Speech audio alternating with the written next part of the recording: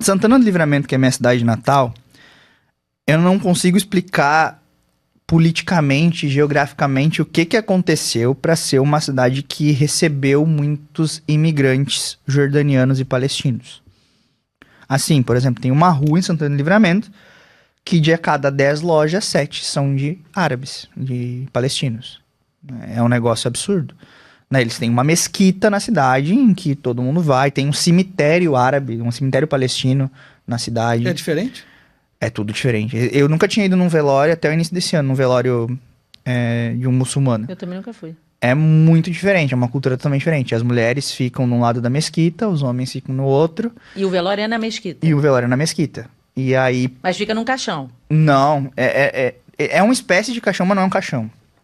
Então é muito diferente, eu nunca tinha ouvido a cultura. Então, por exemplo, os filhos, de preferência os mais velhos, pegam o corpo do pai, levam para um momento ali que eles dão banho no corpo, e depois eles... É tipo passar um óleo, alguma coisa assim? Se eu não me engano, eles lavam todo o corpo, né, como se fosse um banho real, e depois acho que deve passar algumas coisas, que daí eu não aprofundei tanto. E aí enfaixam o corpo com uma túnica, uma coisa assim, e tem que rasgar 7 vezes. Não sei se são 7. Eu posso estar aqui dando uma desinformação, então só falando que eu acho que é, claro. Não me lembro exatamente, né? Que você ficou olhando, assim. Que eu consegui perceber, né? E aí tem toda aquela cultura deles. Eu não consegui ficar até o final, não fiquei pro enterro, e aí o enterro foi no cemitério árabe lá de Livramento e tudo mais. Beleza. Mas voltando à origem, o meu avô, que eu não conhecia, morreu quando meu pai tinha, quando ele tinha uns 9 anos. Ele veio da Jordânia pra Santana do Livramento. E aí sabe-se lá como, nunca também fiquei perguntando muito. Meu pai conheceu minha mãe, quando a minha mãe tinha uns 13 ou 14 anos. Eles namoraram e quando ela fez 18 eles casaram. Sabe-se lá como conseguiram casar na igreja católica. Até hoje eu não sei se é um casamento válido ou se foi só uma bênção. Não sei como é que isso aconteceu. Mas não tem Mas ele disparidade de continuava culto? muçulmano? Meu pai nunca foi de religião. Uhum. Né? A família dele, sim. Meu tio, minha tia... Então, mas tem um casamento com disparidade de culto? Tem, com disparidade de culto. Eu não sei como é que foi que eles fizeram, sinceramente, né? E aí, com 19 anos, eles se separaram, o pai saiu de casa. Quando a sua mãe tinha 19? Eles então tinham... ficou um ano só casado? Foi um ano casado. Caramba, um pouquinho. E aí, eu tinha 2 meses quando o pai saiu de casa. Só. E aí, eu fui criado pela minha família materna, né? Então, a minha mãe trabalhava o dia inteiro. Minha mãe fazia faculdade de Direito e trabalhava o dia inteiro e fazia faculdade de Direito à noite. Meus avós trabalhavam o dia inteiro. Minha avó era caixa de supermercado. Era na época, mas a minha avó tá viva ainda, né? E meu avô era recepcionista num clube de natação. E aí, quem acabou responsável pela minha criação, mais ou menos até os 5, 6 anos, foram meus bisavós. E meus bisavós eram de paróquia. Assim, totalmente de paróquia, né? E aí nisso eu cresci nesse conjunto assim religioso, só que a minha cidade, só pra vocês terem uma ideia, o padre que me batizou é Teologia da Libertação até o talo. Tanto que, se eu não me engano, ele virou bispo do Acre. Bispo Roque, se eu não me engano. E lá é um berço, o Rio Grande do Sul é um berço da Teologia da Libertação muito forte. Principalmente o interior. Muito forte. Então, não é assim, tinha o viés religioso, mas não era uma religiosidade racional, digamos assim. Era mais da tradição de vivência. Claro, meu bisavô vivia rezando, meu bisavô era ministro da Eucaristia, ele levava... a gente nunca teve carro, né, na época que eu morava com eles. Então, ele ia de a pé, ele ia até a paróquia de a pé, da paróquia ele ia até o asilo, levava a comunhão pros velhinhos no asilo. A minha bisavó era do coral da igreja. Então era tudo assim, eles eram muito ativos. E nisso eu me lembro que eu amava Jesus na cruz. E essa história. Eu esperava a Páscoa o ano inteiro, não era nem pelo ovinho de Páscoa, era pra ver a Sexta-feira Santa e poder ver o filme de Jesus na época que a Globo ainda passava filmes religiosos. Né?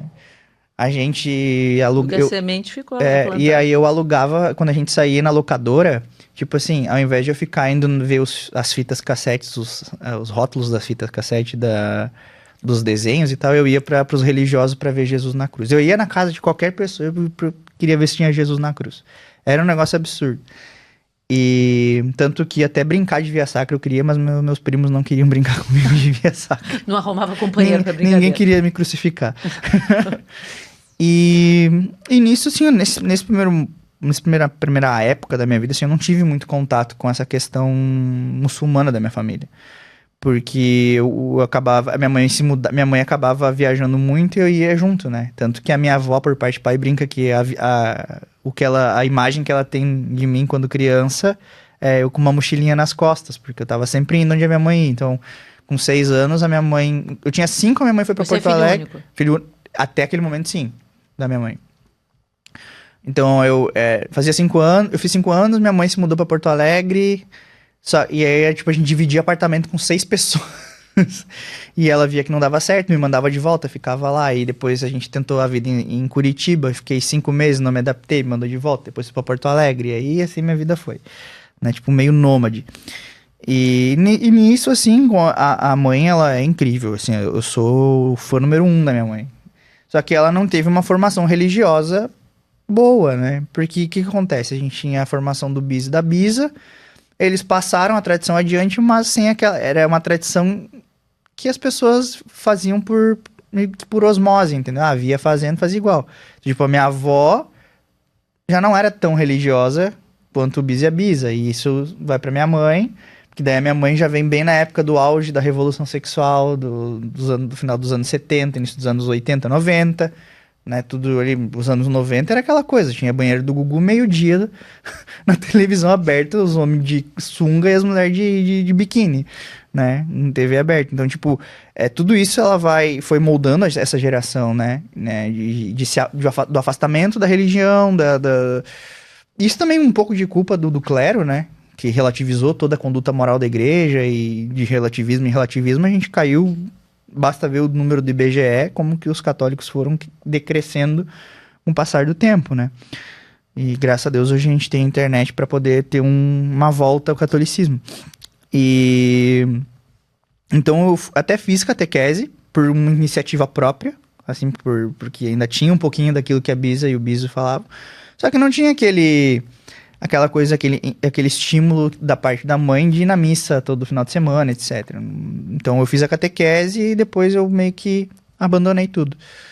Até que teve um momento que eu brinquei que eu não me tornei ateu, me tornei à toa, né? Que foi quando o Biso faleceu de câncer, e eu vi todo o processo, né? Ele chegou em casa, ele foi lá pra Porto Alegre pra... Ele era tua figura paterna, né? Basicamente, assim. Eu sempre tive um bom contato com meu pai é incrível também, assim, sempre foi um pai presente na minha vida. Mas no dia a dia era o seu bisavô. Era o meu bisavô e o meu avô, né? Quando o meu avô, quando a gente foi morar em Porto Alegre, a mãe pediu ajuda do vô e da avó pra irem morar lá pra me ajudar, quem parou de trabalhar foi o vô, pra ficar comigo. Né? A avó ainda conseguiu um outro emprego, e quem ficou comigo foi o vô, porque o vô já era mais velho, já não tinha tanto espaço no mercado de trabalho numa capital, né? E então, aí nisso eu morei muito tempo com o vô e com a avó e a mãe, e aí o Biso e a Bisa foram pra Porto Alegre pro tratamento do Biso. E aí foi assim, as piores imagens que eu tenho da vida é daquele período ali, no sentido... Você tinha quantos anos? Eu tinha 13 ou 12, não lembro. E aí eu vi o Biso chegar em casa como eu sempre vi ele saindo de um caixão mirradinho, assim, sabe? E aos poucos ele foi perdendo a capacidade de fala, foi perdendo a capacidade móvel, né? Então tudo aquilo era muito novo pra mim. E ali eu me revoltei com Deus, porque eu pensava assim, como é que pode um homem que doou toda a sua vida pra ele, dessa forma, e morre assim, né? E eu lembro exatamente, eu tenho muitas dessas memórias relacionadas a fatos, não sei porquê. Eu lembro que o Biso faleceu acho que uns 2 ou 3 dias depois daquele sequestro que teve em Santo André, da Heloísa. Lembro, uma menina que o namorado sequestrou e acabou matando. Ela isso. E eu lembro que naqueles dias, assim, o Biso já tava bem mal e ele tentava se comunicar com a gente e não conseguia. E aí o pessoal dava uma folhinha pra ele escrever e também não conseguia escrever direito, né? E aí eu lembro que um dia, 2 depois, eu deitei do lado da cama, assim, dele e, tipo, meio que me despedi.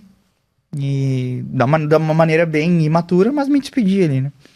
E aí, quando ele faleceu, aí eu digo, eu até tenho um tweet salvo da época, que eu falava que a Bisa levava ainda as vizinhas pra rezar o terço lá em casa, porque eles rezavam diariamente o terço, o Bisa e a Bisa, né?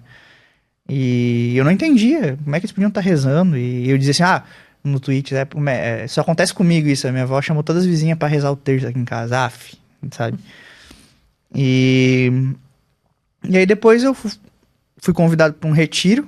Quando eu quis voltar, aí por iniciativa própria eu quis voltar pra Livramento, porque em Livramento eu tinha certa liberdade, assim, porque na capital minha mãe não deixava eu sair. E lá em Livramento, como era uma cidade pequena, eu podia sair com meus amigos e tal. E isso logo depois do falecimento do Biso, eu fiz tudo de errado, comecei a fazer tudo de errado, né, na vida. Eu perdi minha virgindade aos 13 pros 14 anos muito novo, né? Com uma garota de programa.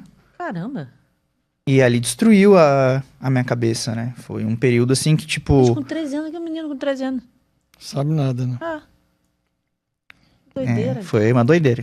Claro, isso por muito tempo eu escondi da minha mãe e tal, né? Hoje ela sabe porque me vem falando nos podcasts. Não, o que é isso?